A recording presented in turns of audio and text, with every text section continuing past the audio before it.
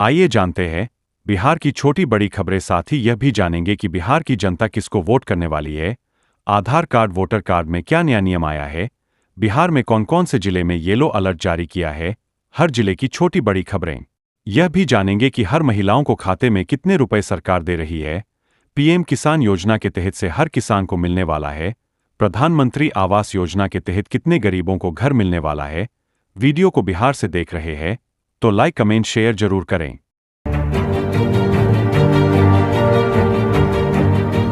खचरी है, मोकामा में बढ़िया काम नहीं की, एमएलए पत्नी नीलम देवी पर ही भड़कने लगे अनंत सिंह।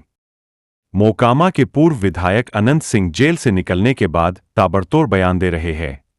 राजद नेता तेजस्वी यादव के मोकामा से लड़ने पर उनकी जमानत जब्त कराने की चुनौती देने वाले अनंत सिंह ने विधायक पत्नी नीलम देवी के कामकाज को खराब बताया है।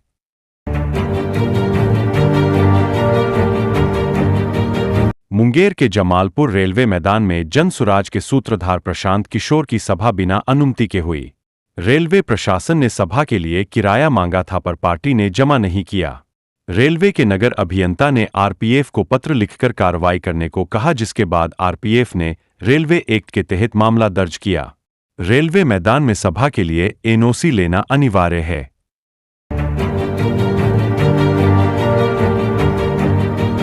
बिहार सरकार का अब शिक्षकों को तोहफा, सीएम नीतीश कुमार ने दूर कर दी ट्रांसफर को लेकर टेंशन। बिहार चुनाव से पहले नीतीश कुमार ने शिक्षकों के स्थानांतरण संबंधी समस्याओं का समाधान करने का ऐलान किया है। उन्होंने शिक्षा विभाग को निर्देश दिया है कि अंतर जिला स्थानांतरण में शिक्षकों से 3 जिलों का विकल्प लिया जाए और उसी के अनुसार पदस्थापन किया जाए। जिलों के अंदर पदस्थापन जिला पदाधिकारी की समिति द्वारा किया जाएगा।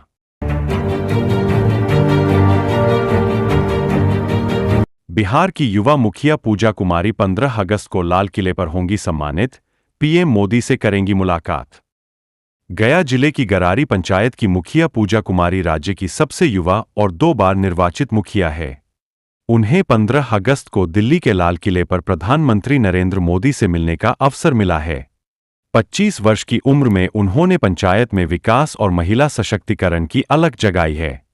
उन्होंने मनरेगा और स्वयं सहायता समूहों के जरिए महिलाओं को स्वरोजगार से जोड़ा।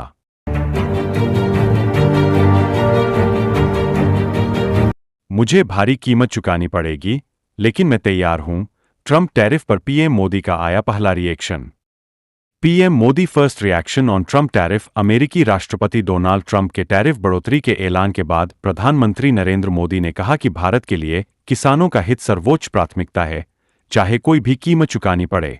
उन्होंने एमएस स्वामीनाथन शताब्दी अंतर्राष्ट्रीय सम्मेलन में कहा कि भारत किसानों, मछुआरों और डेयरी किसानों के हितों से कभी समझौता नहीं करेगा।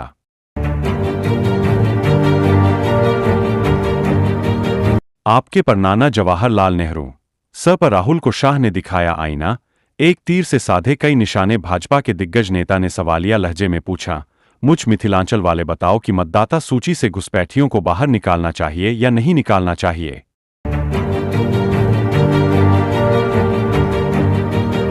49 नंबर मकान में 558 मतदाताओं का ठिकाना।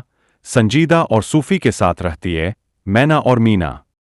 जमुई के आमीन गांव में मतदाता सूची में बड़ी गड़बड़ी सामने आई है। एक ही घर में 558 सदस्यों को दिखाया गया है, जिससे बीएलओ की लापरवाही उजागर हुई है। मतदाता सूची में कई त्रुटियां हैं, जैसे कि अलग अलग धर्म के लोगों का एक ही घर में नाम होना और मकान संख्या का क्रमबद्ध न होना।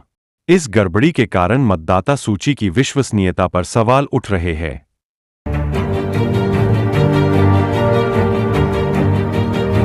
चाहती हूं भारत भाषाई आतंक के बिना फले फूले, ममता बनर्जी ने किस पर साधा निशाना।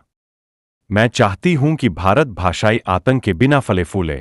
यह बात पश्चिम बंगाल की मुख्यमंत्री ममता बनर्जी ने कही। उन्होंने भाजपा शासित राज्यों में बंगाली भाषी प्रवासियों के कथित उत्पीड़न को लेकर हो रहे विरोध प्रदर्शनों के बीच यह बात कही।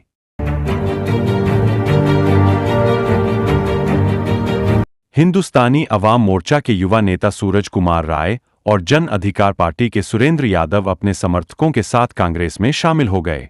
प्रदेश अध्यक्ष राजेश राम ने उन्हें सदस्यता दी और कहा कि इससे औरंगाबाद में पार्टी मजबूत होगी।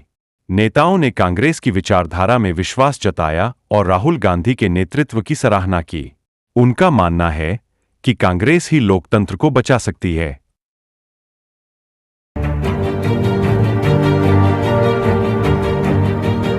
तेजस्वी के खिलाफ मुझे उतारे नीतीश, जमानत जब्त करा देंगे। अनंत सिंह ने लालू राबड़ी पर भी हमला किया। अनंत सिंह ने कहा कि तेजस्वी यादव इस जन्म में मुख्यमंत्री नहीं बन सकते, उन्हें अगला जन्म लेना पड़ेगा।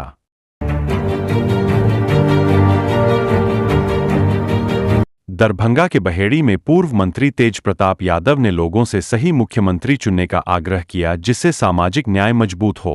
उन्होंने रोजगार, स्वास्थ्य और शिक्षा पर ध्यान देने वाले व्यक्ति को वोट देने की अपील की ताकि लोगों का पलायन रोका जा सके। तेज प्रताप ने कहा कि वे अपने पिता को गुरु मानते हैं और उनके सामाजिक न्याय के पथ पर चल रहे हैं।